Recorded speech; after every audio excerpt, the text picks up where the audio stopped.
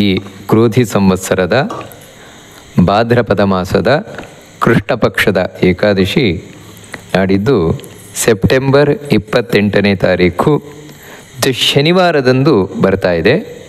ಈ ಏಕಾದಶಿಯನ್ನು ಇಂದಿರಾ ಏಕಾದಶಿ ಅಂತ ಕರೀತಾರೆ. ಇಂತಹ ಇಂದಿರಾ ಏಕಾದಶಿ ನಾಡಿದ್ದು ಸೆಪ್ಟೆಂಬರ್ 28ನೇ ತಾರೀಕು ಶನಿವಾರದಂದು ಬರ್ತಾ ಇದೆ.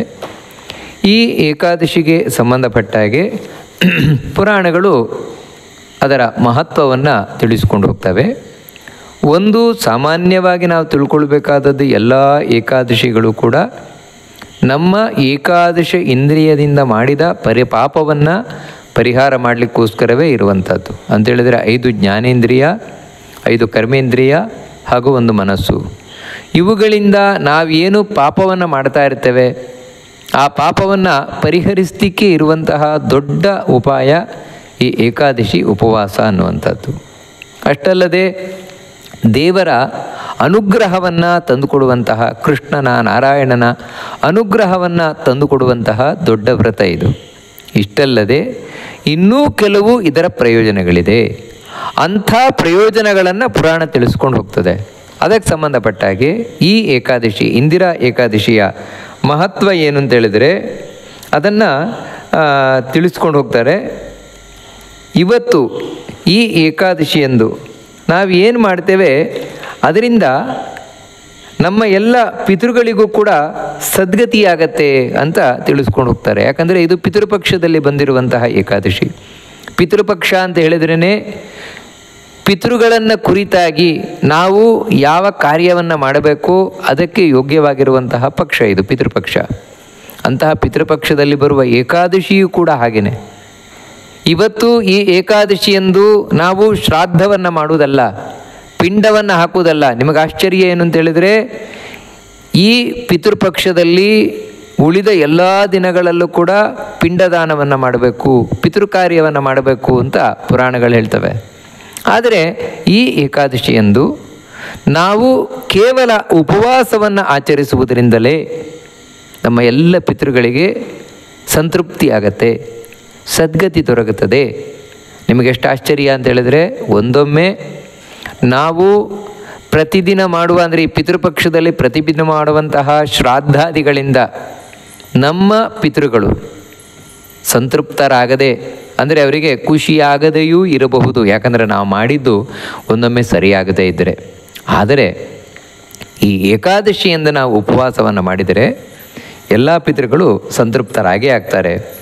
ಅಧೋ ಯೋನಿಗತಾನಾಂಚ ಪಿತॄಣಾಂ ಗತಿದಾಯಿನಿ ಶೃಣುಷ್ವಾವಹಿತೋ ರಾಜನ್ ಕಥಾಂ ಪಾಪಹರಾಂ ಪರಾಂ. ನಮ್ಮ ಕುಟುಂಬದಲ್ಲಿ ಯಾರಾದರೂ ಅಧೋಗತಿಯನ್ನು, ಅಂದರೆ ನರಕಾದಿಗಳನ್ನು ಹೊಂದಿದರೆ ಪಾಪದಿಂದ, ಅಥವಾ ಸತ್ತು ಅವರು ಪ್ರೇತವಾಗಿ ತಿರುಗುತ್ತಾ ಇದ್ದರೆ, ನಾವು ನಮ್ಮ ಕುಟುಂಬದವರಿಗೆ ಒಳ್ಳೆಯದಾಗಲಪ್ಪ, ಯಾರೂ ಮರಣ ಹೊಂದಿದ್ದಾರೆ, ಅವರೆಲ್ಲರಿಗೂ ಸದ್ಗತಿ ಸಿಗಲಿ, ಒಳ್ಳೆಯದಾಗಲಿ ಅಂತ ಪ್ರಾರ್ಥನೆಯನ್ನು ಮಾಡ್ತಾ ಈ ಏಕಾದಶಿಯನ್ನು ಮಾಡಿದರೆ ಖಂಡಿತವಾಗಿ ಅವರು ಒಳ್ಳೆಯದಾಗತ್ತಂತೆ. ಇದಕ್ಕೆ ಸಂಬಂಧಪಟ್ಟ ಹಾಗೆ ಕೃಷ್ಣ ಧರ್ಮರಾಜನಿಗೆ ಒಂದು ಕಥೆಯನ್ನು ಹೇಳ್ತಾ ಇದ್ದಾನೆ. ಮಾಹಿಷ್ಮತಿ ನಗರದಲ್ಲಿ ಒಬ್ಬ ಇಂದ್ರಸೇನ ಅಂತ ರಾಜ ಇದ್ದ. ಅವನು ಬಹಳ ಚೆನ್ನಾಗಿ ರಾಜ್ಯಭಾರವನ್ನು ಮಾಡ್ತಾ ಇದ್ದಂತೆ. ತನ್ನ ಮಕ್ಕಳು, ಮೊಮ್ಮಕ್ಕಳು, ಧನ ಧಾನ್ಯ ಮುಂತಾದವುಗಳಿಂದ ಕೂಡಿಕೊಂಡವನಾಗಿ ರಾಜ್ಯಭಾರ ಮಾಡ್ತಾ ಇದ್ದಂತಹ ವಿಷ್ಣು ಭಕ್ತಿ ಪರಾಯಣ, ವಿಷ್ಣುವಿನಲ್ಲಿ ಬಹಳ ಭಕ್ತಿಯನ್ನು ಹೊಂದಿದ್ದಂತಹ ರಾಜ ಅವನು, ಇಂದ್ರಸೇನ ರಾಜ. ಜಪನ್ ಗೋವಿಂದ ನಾಮಾನಿ ಮುಕ್ತಿದಾನೆ ನರಾಧಿಪ ಕಾಲಂ ನಯತಿ ವಿಧಿವತ್ ಅಧ್ಯಾತ್ಮ ಧ್ಯಾನ ಚಿಂತಕ. ರಾಜ ನಿಜವಾಗಲೂ ಕೂಡ ದೇಶವನ್ನು ಆಳುವ ರಾಜ. ಆದರೆ ರಾಜನಾದವನು ಎಷ್ಟು ದೊಡ್ಡ ಭಗವದ್ಭಕ್ತನಾಗಿರಬೇಕು ಅನ್ನುವುದಕ್ಕೆ ಈ ಇಂದ್ರಸೇನ ಮಹಾರಾಜನೇ ಸಾಕ್ಷಿಯಾಗಿದ್ದ. ರಾಜ್ಯಭಾರ ಮಾಡ್ತಾ ಇದ್ದ, ದೊಡ್ಡ ಸಿಂಹಾಸನದಲ್ಲಿ ಕೂತಿದ್ದ, ಪಟ್ಟೆ ಪೀತಾಂಬರವನ್ನು ಮುಟ್ತಾ ಇದ್ದ, ಆಭರಣಗಳನ್ನು ಧರಿಸ್ತಾ ಇದ್ದ. ನೂರಾರು ಸಾವಿರಾರು ಸೇವಕಿಯರಿಂದ ಸೇವಿಸಲ್ಪಡ್ತಾ ಇದ್ದರೂ ಕೂಡ ಯಾವಾಗಲೂ ದೇವರ ಸ್ಮರಣೆನೇ ಮಾಡ್ತಾ ಇದ್ದಂತೆ. ಬಾಯಲ್ಲಿ ಗೋವಿಂದ ನಾರಾಯಣ ಅಂತ ಈ ರೀತಿ ದೇವರ ಸ್ಮರಣೆಯನ್ನೇ ಮಾಡ್ತಾ ಇದ್ದಂತೆ. ಮತ್ತೇನು ಅಂತ ಹೇಳಿದರೆ ದೇವರ ಬಗ್ಗೆ ಕೇಳ್ತಾನೆ ಕಾಲ ಕಳೀತಾ ಇದ್ದಂತೆ. ಅಂದರೆ ಕಾಲವನ್ನು ಸಾರ್ಥಕ ಮಾಡಿಕೊಳ್ತಾ ಇದ್ದ ದೇವರ ಬಗ್ಗೆ ಕೇಳ್ತಾ ಅವನು. ಒಂದಿನ ಈ ರೀತಿ ಇವನಿರುವಂತಹ ಸಂದರ್ಭದಲ್ಲಿ ನಾರದರು ಇವನ ಬಳಿಗೆ ಬಂದರು. ಯಾಕೆ ಈ ಮಾತನ್ನು ಹೇಳ್ತಾರೆ ಅಂದರೆ, ನಾರದರು ಎಲ್ರಿಗೂ ಕೂಡ ಸಿಗುವಂಥವರಲ್ಲ, ಎಲ್ಲರ ಮನೆಗೆ ಬರುವಂಥವರು ಅಲ್ಲ. ಇವನು ವಿಷ್ಣು ಭಕ್ತ, ಬಹಳ ಒಳ್ಳೆಯ ರಾಜ. ಅದಕ್ಕೋಸ್ಕರ ನಾರದಿರುವನ ಬಳಿಗೆ ಬಂದಿದ್ದಾರೆ. ಅವರಾದರೂ ಯಮಲೋಕದಿಂದ ಇವನ ಹತ್ರ ಬಂದಿದ್ದಾರೆ. ಬಂದ ಕೂಡಲೇ ಇಂದ್ರಸೇನ ತಾನು ಸ್ವಾಗತವನ್ನು ಮಾಡಿದ, ಸತ್ಕಾರವನ್ನು ಮಾಡಿದ, ಆಸನದಲ್ಲಿ ಕುಳ್ಳಿರಿಸಿದಾಗ ಸುಖೋಪವಿಷ್ಟ ಸಮುನಿ ಪ್ರತ್ಯುವಾಚ ನೃಪೋತ್ತಮ. ಸುಖವಾಗಿ ಕೂತಂತಹ ನಾರದರು ತಾವು ಈ ರಾಜನನ್ನು ಕುರಿತು ಹೇಳ್ತಾರೆ. ಕುಶಲಂ ತವ ರಾಜೇಂದ್ರ ಸಪ್ತಶ್ವಂಗೇಶು ವರ್ತತೆ. ಏನಪ್ಪ ಚೆನ್ನಾಗಿದೆಯಾ? ನಿನ್ನ ರಾಜ್ಯದಲ್ಲಿ ಮಂತ್ರಿಗಳಾಗಲಿ, ಸೇನಾಪತಿಗಳಾಗಲಿ, ಕೋಶ ಆಗಲಿ ಎಲ್ಲವೂ ಚೆನ್ನಾಗಿದೆ ತಾನೆ? ಯಾವುದಕ್ಕೂ ಕೂಡ ನಿನಗೆ ಕಷ್ಟ ಆಗ್ತಾ ಇಲ್ಲ ತಾನೆ ಅಂತ ಈ ರೀತಿ ಹೇಳಿದಾಗ ರಾಜ ಹೇಳ್ತಾನೆ, ಸ್ವಾಮಿ ನಿಮ್ಮ ಅನುಗ್ರಹದಿಂದಾಗಿ ಎಲ್ಲವೂ ಚೆನ್ನಾಗಿದೆ. ಅದ್ಯಕ್ರತು ಕ್ರಿಯಾ ಸರ್ವಾಹ ಸಫಲಾಸ್ತವ ದರ್ಶನಾತ್. ಎಲ್ಲಕ್ಕಿಂತ ಮುಖ್ಯವಾಗಿ ನಿಮ್ಮಂಥ ಜ್ಞಾನಿಗಳನ್ನು ನಾನು ಕಂಡೆ ಅಂತ ಹೇಳಿದ್ರೆ ನಾನು ಇಲ್ಲಿವರೆಗೆ ಮಾಡಿದ ಎಲ್ಲವೂ ಕೂಡ ಫಲ ಕೊಟ್ಟಿತು ಅಂತ ನಾನು ತಿಳ್ಕೊಳ್ತೇನೆ. ಯಾಕಂದರೆ ನಿಮ್ಮಂಥ ಜ್ಞಾನಿಗಳು ಸಿಗುವುದೇ ಕಷ್ಟ, ದರ್ಶನ ಆಗುವುದೇ ಕಷ್ಟ.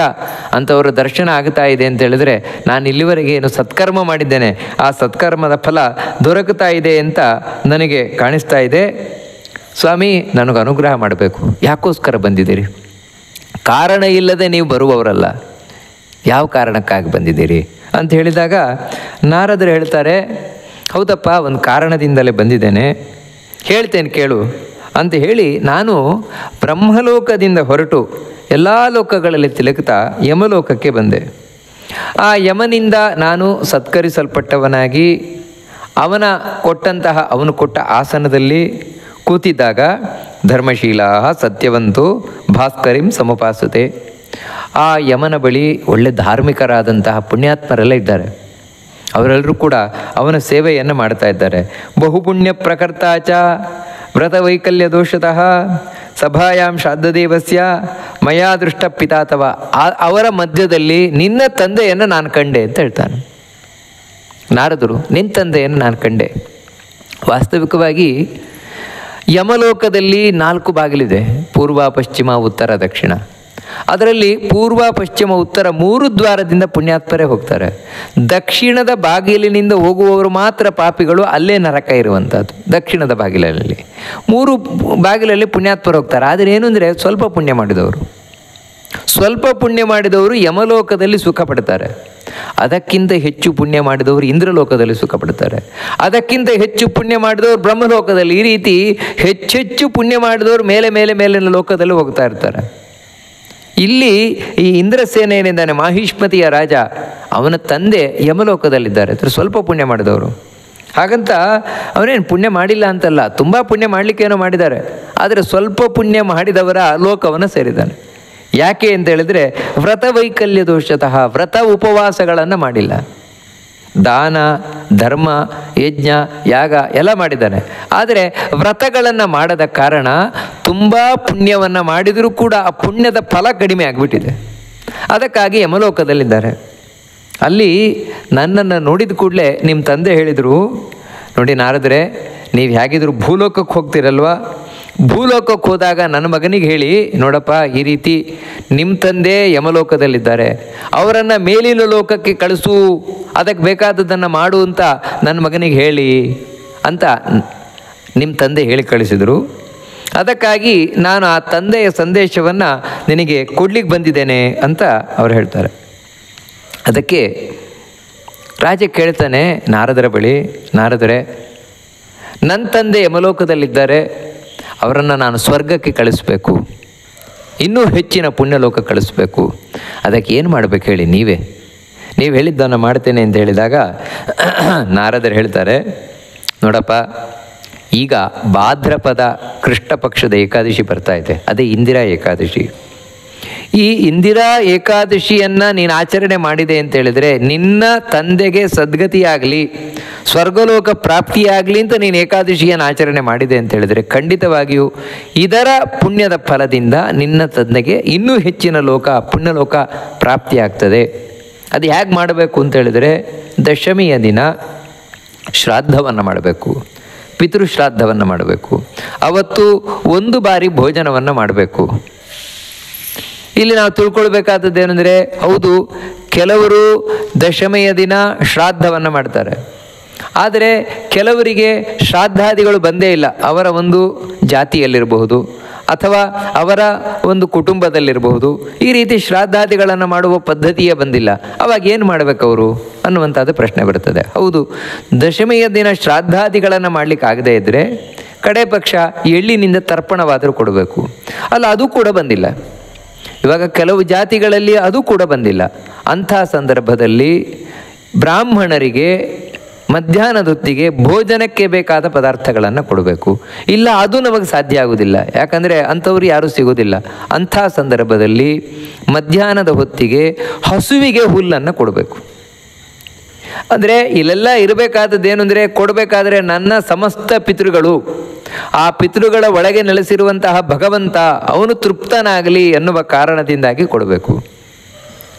ಅದು ಆಗಲಿಲ್ಲ, ಯಾವ ಹಸುವು ಸಿಗಲಿಲ್ಲ ನನಗೆ ಮಧ್ಯಾಹ್ನದೊತ್ತಿಗೆ. ಅಂಥ ಸಂದರ್ಭದಲ್ಲಿ ಮಧ್ಯಾಹ್ನದೊತ್ತಿಗೆ ದೇವರ ಮುಂದೆ ಕೂತು ದೇವರ ಸ್ಮರಣೆಯನ್ನಾದರೂ ಮಾಡಬೇಕು.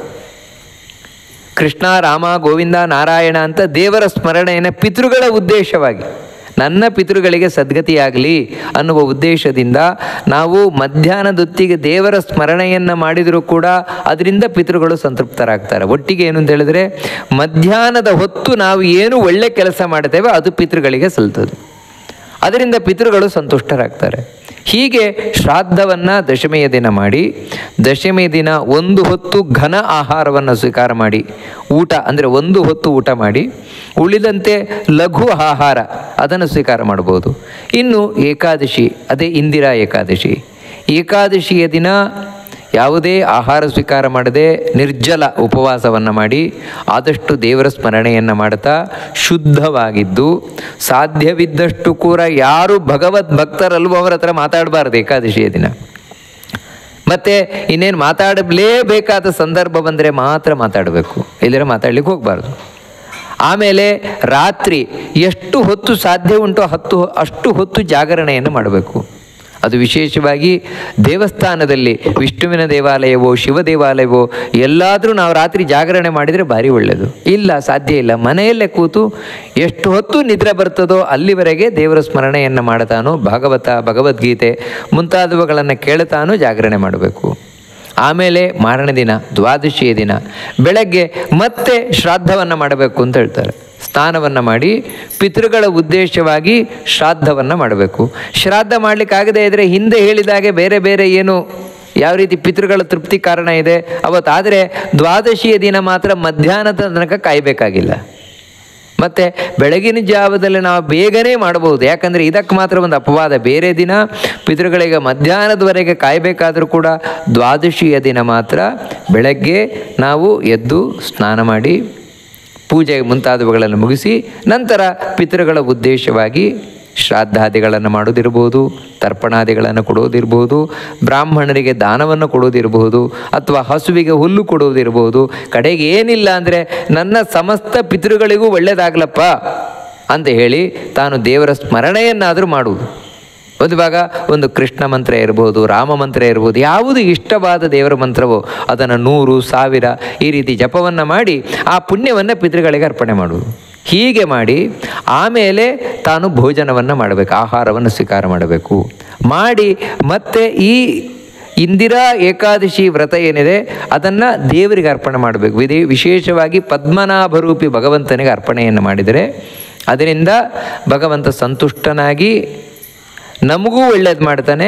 ನಮ್ಮ ಕುಟುಂಬದಲ್ಲಿ ಯಾರಾದರೂ ದುರ್ಗತಿಯನ್ನು ಹೊಂದಿದವರಿದ್ದರೆ ಅವರಿಗೂ ಕೂಡ ಸದ್ಗತಿ ಸಿಗುವಂತೆ ಮಾಡ್ತಾನೆ ಅಂತ ಇದನ್ನು ಕೃಷ್ಣ ಧರ್ಮರಾಜನಿಗೆ ತಿಳಿಸ್ತಾ, ಹೀಗೆ ಇಂದಿರಾ ಏಕಾದಶಿಯನ್ನು ಆಚರಣೆ ಮಾಡುವುದರಿಂದಾಗಿ ಎಲ್ಲ ಪಿತೃಗಳಿಗೆ ಸದ್ಗತಿಯಾಗತ್ತೆ, ಕುಟುಂಬದವರಿಗೆ ಒಳ್ಳೆಯದಾಗತ್ತೆ ಅಂತ ಈ ಭವಿಷ್ಯೋತ್ತರ ಪುರಾಣ ಹಾಗೂ ಪದ್ಮಪುರಾಣದಲ್ಲಿ ತಿಳಿಸ್ಕೊಂಡು ಹೋಗ್ತಾನೆ. ಇಂತಹ ಏಕಾದಶಿ ನಾವು ಮೊದಲೇ ನೋಡಿದಾಗೆ ಸೆಪ್ಟೆಂಬರ್ 28ನೇ ತಾರೀಕು ಶನಿವಾರದಂದು ಬರ್ತಾ ಇದೆ. ಅದರ ಹಿಂದಿನ ದಿನ 27ನೇ ತಾರೀಕು ಶುಕ್ರವಾರ ದಶಮಿಯ ಆಚರಣೆ, 28 ಶನಿವಾರ ಏಕಾದಶಿ ಉಪವಾಸ, 29 ಭಾನುವಾರ.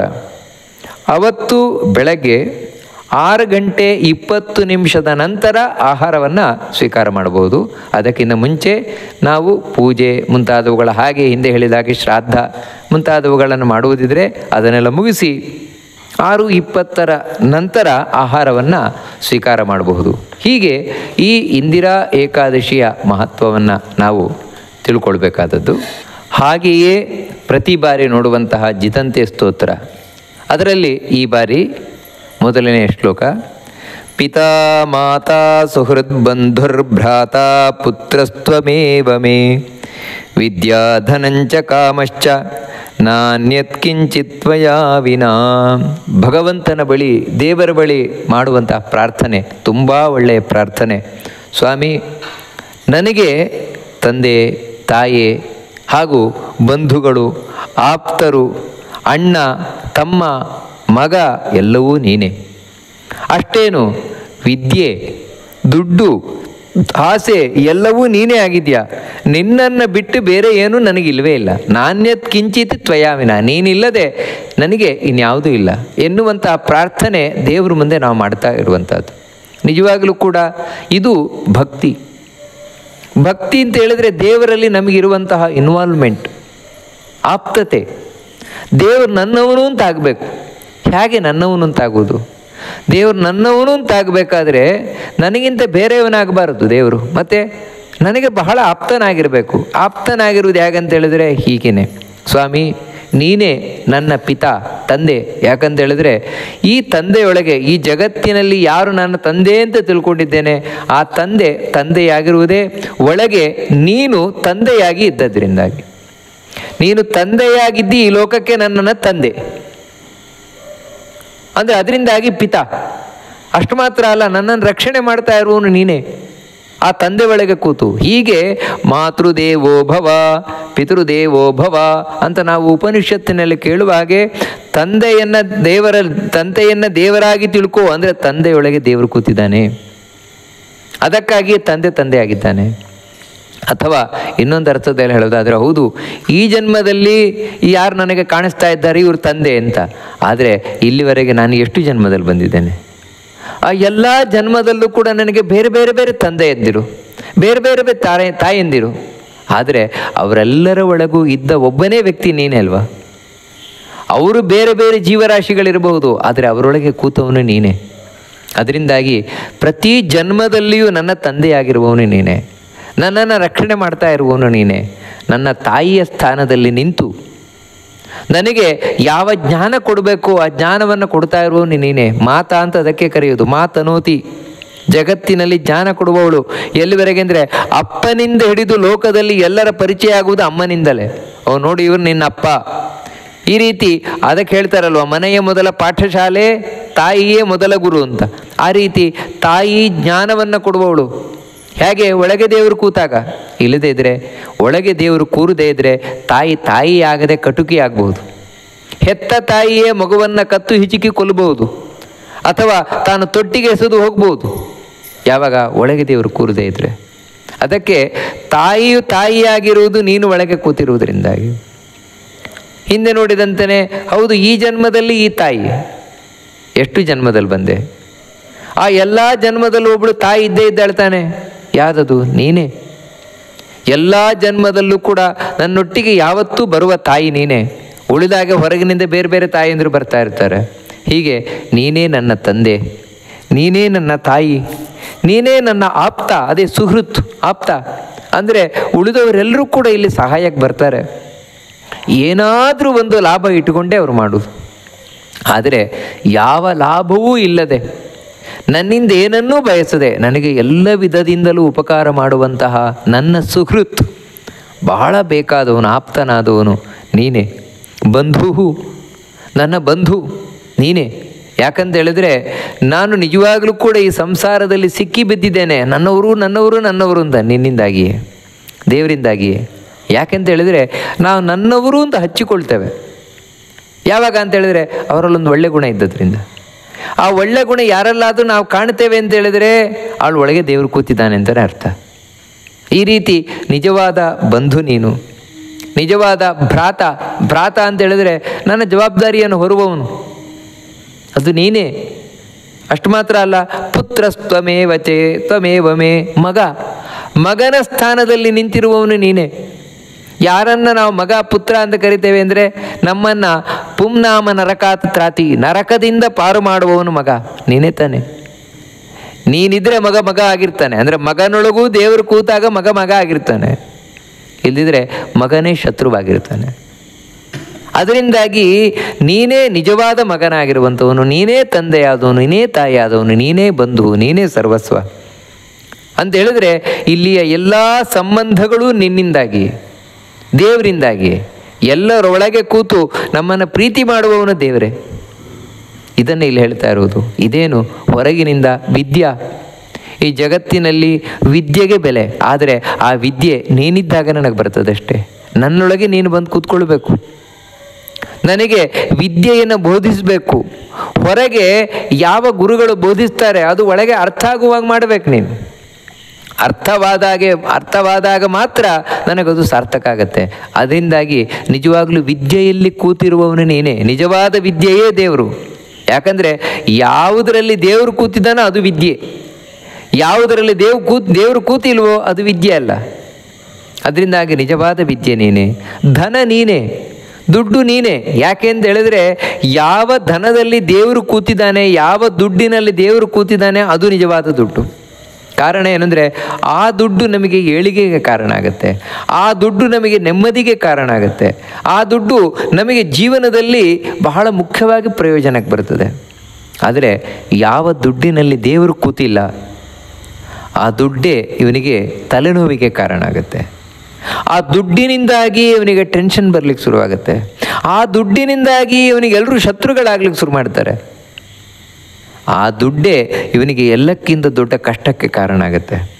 ಯಾವುದರಲ್ಲಿ ಅಂತ ಹೇಳಿದ್ರೆ ಯಾವ ದುಡ್ಡಿನಲ್ಲಿ ದೇವರು ಕೂತಿಲ್ಲ ಆ ದುಡ್ಡಿನಲ್ಲಿ. ಅದಕ್ಕೆ ಸ್ವಾಮಿ, ಹೊರಗಿನ ದುಡ್ಡು ಯಾವಾಗ ದುಡ್ಡಾಗತ್ತೆ ಅಂದರೆ ನೀನು ಕೂತಾಗ, ಆಗ ಆ ದುಡ್ಡಿಗೊಂದು ಬೆಲೆ ಬರ್ತದೆ. ಅದೇ ರೀತಿ ಕಾಮಶ್ಚ, ನನ್ನ ಎಲ್ಲ ಆಸೆಗಳು ನೀನೇ. ಯಾಕಂದರೆ ನೀನೊಬ್ಬ ನನಗೆ ಸಿಕ್ಕಿದೆ ಅಂತ ಹೇಳಿದರೆ, ನೀನೊಬ್ಬ ನನ್ನೊಟ್ಟಿಗಿದ್ದೆ ಅಂತ ಹೇಳಿದರೆ ಉಳಿದ ಎಲ್ಲವೂ ತನ್ನಿಂಗೆ ತಾನೊದಗುವವು ಅಂತ ಹೇಳಿದಾಗೆ ಎಲ್ಲವೂ ತನ್ನಷ್ಟಕ್ಕೆ ಬರ್ತದೆ. ಅದಕ್ಕೋಸ್ಕರ ಒಬ್ಬ ಭಕ್ತನಾದವನು ದೇವರ ಹತ್ರ ಕೇಳುವುದೇನಂತ ಹೇಳಿದರೆ, ನಾಣ್ಯತ್ ಕಿಂಚಿತ್ ತ್ವಯಾವಿನ, ನೀನಿಲ್ಲದೆ ಮತ್ತೇನೂ ನನಗಿಲ್ಲಿಲ್ಲ, ಎಲ್ಲವೂ ನೀನೇ, ಎಲ್ಲರೊಳಗೂ ನಾನು ನಿನ್ನನ್ನೇ ಕಾಣ್ತಾ ಇದ್ದೇನೆ, ಎಲ್ಲದರೊಳಗೂ ನಾನು ನಿನ್ನನ್ನೇ ಕಾಣ್ತಾ ಇದ್ದೇನೆ. ಇದು ಭಕ್ತನ ಮನಸ್ಸಿನ ಭಾವನೆ. ನಾವು ದೇವರಲ್ಲಿ ನಿಜವಾಗ್ಲೂ ತೋಡ್ಕೊಳ್ಬೇಕಾದದ್ದು. ಯತ್ರ ಕುತ್ರ ಕುಲೇ ವಾಸು ಯೇಷು ಕೇಶು ಭವೋಸ್ತು ಮೇ ತವ ದಾಸ್ಯೇಕ ಭಾವೇ ಸ್ಯಾತ್ ಸದಾ ಸರ್ವತ್ರ ಮೇ ರತಿ. ತುಂಬ ಚಂದವಾದ ಮಾತಿದು ಕೂಡ. ದೇವರೇ, ಇನ್ನೂ ಎಷ್ಟು ಕಡೆ ಹುಟ್ಟಿ ಬರಲಿಕ್ಕೆ ಇದೆಯೋ ಗೊತ್ತಿಲ್ಲ. ಈ ಜನ್ಮದಲ್ಲಿ ಹುಟ್ಟು ಬಂದಿದ್ದೇನೆ, ಮುಂದೆ ಈ ಜನ್ಮದ ಫಲವಾಗಿ ನೆಕ್ಸ್ಟ್ ಜನ್ಮದಲ್ಲಿ ಬರಬೇಕು ಇದೆಯೋ ಗೊತ್ತಿಲ್ಲ. ಆದರೆ ನಿನ್ನ ಹತ್ರ ನಾನೇನು ಪ್ರಾರ್ಥನೆ ಮಾಡ್ಕೊಳ್ತೇನೆ ಅಂದರೆ, ಯತ್ರ ಕುತ್ರ ಕುಲೇ ವಾಸಃ, ನಾನು ಯಾವುದೇ ಕುಲದಲ್ಲಿ ಬರಲಿ, ಯಾವುದೇ ಕುಟುಂಬದಲ್ಲಿ ಬರಲಿ, ಯೇಷು ಕೇಶು ಭವೋಸ್ತು ಮೇ, ಇನ್ನು ಎಷ್ಟೆಷ್ಟು ಜನ್ಮಗಳಲ್ಲಿ ಬರಲಿಕ್ಕಿದೆಯೋ ಸಂಸಾರದಲ್ಲಿ ಎಲ್ಲ ಕಡೆಯೂ ಕೂಡ ನಾನು ಕೇಳೋದಿಷ್ಟೇ, ಸ್ವಾಮಿ ನನ್ನನ್ನು ಇನ್ನು ಮುಂದೆ ಹುಟ್ಟಿಸಬೇಡ ಅಂತ ನಾನು ಹೇಳಿಕ್ಕೆ ಬರೋಲ್ಲ. ಯಾಕಂದರೆ ನಾನು ಮಾಡಿದ ಕರ್ಮ ಇದೆಯಲ್ವಾ, ಆ ಕರ್ಮವಾಗಿ ನಾನು ಹುಟ್ಕೊಳ್ಳೇಬೇಕಾಗತ್ತೆ. ಅಷ್ಟು ಮಾತ್ರ ಅಲ್ಲ, ದೇವರೇ ನಾನು ಒಳ್ಳೆ ಕಡೆನೇ ಹುಟ್ಟಿಸು ಅಂತಲೂ ಹೇಳಲಿಕ್ಕೆ ಬರೋಲ್ಲ. ಕಾರಣ ಏನಂದರೆ ನಾನು ಪಾಪ ಮಾಡಿದರೆ ಕೆಟ್ಟ ಕಡೆ ಹುಟ್ಟಿ ಬರ್ಬೋದು, ನರಿನಾಯಿ ಜನ್ಮದಲ್ಲೂ ಹುಟ್ಟು ಬರ್ಬೋದು ನಾನು ಮಾಡಿದ ಕರ್ಮಕ್ಕನುಗುಣವಾಗಿ. ಆದರೆ ನಾನು ಕೇಳುವುದಿಷ್ಟೇ, ನನ್ನ ಪಾಪದ ಫಲವಾಗಿ ನಾನು ನರಿನಾಯಿಯಾಗಿ ಹುಟ್ಟಿ ಬರಲಿ, ಅಥವಾ ಒಂದು ಯಾವುದೋ ಕೆಟ್ಟ ಜನ್ಮದಲ್ಲಿ ಬರಲಿ, ಅಥವಾ ಪುಣ್ಯದ ಫಲವಾಗಿ ದೊಡ್ಡ ಶ್ರೀಮಂತನಾಗಿ ಹುಟ್ಟಿ ಬರಲಿ, ಅಥವಾ ದೊಡ್ಡ ರಾಜನಾಗಿ ಹುಟ್ಟಿ ಬರಲಿ, ಎಲ್ಲೇ ಯಾವುದೇ ಜನ್ಮದಲ್ಲಿ ಬಂದರೂ ಕೂಡ ತವದಾಸ್ಯೇಕ ಭಾವೇಸ್ಯ ಸದಾ ಸರ್ವತ್ರ ಮೇ ರತಿ. ನನಗೆ ಒಂದೇ ಕಡೆ ಆಸೆ ಇರಬೇಕು ಸ್ವಾಮಿ. ಎಲ್ಲ ಜನ್ಮದಲ್ಲಿಯೂ ಕೂಡ ನಾನು ಒಂದೇ ಒಂದು ಆಸೆ ಇಟ್ಕೊಂಡಿರುವವನಾಗಬೇಕು. ಈ ಆಸೆ ಮಾತ್ರ ಯಾವ ಜನ್ಮದಲ್ಲೂ ಹೋಗಬಾರದು. ಯಾವ ಆಸೆ ಅಂತ ಹೇಳಿದರೆ, ನಾನು ಯಾವಾಗಲೂ ನಿನ್ನ ದಾಸನಾಗಿರಬೇಕು. ತವದಾಸ್ಯೇಕ ಭಾವೇ, ನಾನು ನಿನ್ನ ದಾಸ, ನಾನು ನಿನ್ನ ದಾಸ. ಈ ಭಾವನೆ ನನಗೆ ಎಲ್ಲ ಜನ್ಮದಲ್ಲೂ ಇರಬೇಕು. ಈ ಆಸೆ ನನಗೆ ಯಾವಾಗಲೂ ಬೇಕು. ಅಂದರೆ ನಾನು ಯಾವತ್ತೂ ದೇವರ ದಾಸ, ಹೊರತು ನಾನೇ ಈಶ ಅಲ್ಲ, ನಾನು ದೇವರು, ನಾನು ದೊಡ್ಡ ವ್ಯಕ್ತಿ ಯಾವತ್ತೂ ಬರಬಾರ್ದು. ಹನುಮಂತನಂತೆ ನೋಡಿ, ನಾವು ಹನುಮಂತನಂತ ಆಗಬೇಕು. ಹನುಮಂತ ಯಾವತ್ತೂ ರಾಮನ ಮುಂದೆ ಕೈ ಮುಗಿದೇ ಇದ್ದ. ನಾನು ರಾಮನ ದಾಸ ಅಂತ ಹೇಳಿಯೇನೆ ತಾನು ಘೋಷಣೆಯನ್ನು ಮಾಡಿದ. ಲಂಕೆಗೆ ಹೋದರೂ ಕೂಡ ಎಲ್ಲ ರಾಕ್ಷಸರ ಮುಂದೆಯೂ ಕೂಡ ಹನುಮಂತ ಹೇಳಿದ್ದೆ, ದಾಸೋಹಂ ರಾಮದೂತಸ್ಯ ರಾಮಚಂದ್ರಸ್ಯ ಅಂತ. ನಾನು ರಾಮಚಂದ್ರನ ದಾಸ ಅಂತಲೇ ಹೇಳಿದ್ದು. ಯಾಕಂತ ಹೇಳಿದರೆ ಭಕ್ತನಾದವನಲ್ಲಿ ಇರಬೇಕಾದಂತಹ ಬಹಳ ದೊಡ್ಡ ಭಾವನೆ ಅದು. ನಾನು ದಾಸ, ಅವನು ನನ್ನ ಈಶ, ದೇವರು. ಈ ಭಾವನೆ ಯಾವತ್ತಿಂದ ಯಾವತ್ತಿಗೂ ನನಗೆ ಹೋಗೋದು ಬೇಡ. ಯಾಕಂತೇಳಿದರೆ ನಮ್ಮ ಎಲ್ಲ ಕಷ್ಟಗಳಿಗೆ ಮೂಲ ಏನು ಅಂತೇಳಿದರೆ ದೇವರನ್ನು ಮರೆಯುವುದು. ದೇವರನ್ನು ಮರೆಯುವುದು ಅಂತ ಹೇಳಿದರೆ ಏನು? ದೇವರು ದೊಡ್ಡವನು ಅಂತ ಹೇಳುವುದು ಮರೆಯುವುದೇ. ದೇವರು ದೊಡ್ಡವನು, ಅವನು ನನ್ನ ಒಡೆಯ ಅನ್ನುವುದನ್ನು ಮರೆಯುವುದೇ ದೊಡ್ಡ ಮರೆವು. ಅದಾಗಬಾರ್ದು. ದೇವರು ನನ್ನ ಒಡೆಯ, ದೇವರು ನನ್ನ ಒಡೆಯ ಅಂತ ಹೇಳಿದ ಮೇಲೆ ನಾನು ಅವನ ದಾಸನೇ ಅಲ್ವಾ? ಅಂದರೆ ಈ ದಾಸ್ಯ, ಈ ದಾಸ ಭಾವನೆ, ನಾನು ನಿನ್ನ ಸೇವಕ ಎಂಬಂತಹ ಭಾವನೆ ಪ್ರತಿ ಜನ್ಮದಲ್ಲೂ ನನಗೆ ಕೊಡು ಎನ್ನುವಂತಹ ಸುಂದರವಾದ ಪ್ರಾರ್ಥನೆಯನ್ನು ಜಿದಂತೆ ಸ್ತೋತ್ರ ತಾನು ಮಾಡುತ್ತದೆ. ಈ ಸ್ತೋತ್ರದ ಚಿಂತನೆಯನ್ನು ಮಾಡ್ತಾ ನಾವು ಏಕಾದಶಿಯನ್ನು ಸಾರ್ಥಕ ಮಾಡಿಕೊಳ್ಳೋಣ. ಶ್ರೀಕೃಷ್ಣ ಅರ್ಪಣಮಸ್ತು.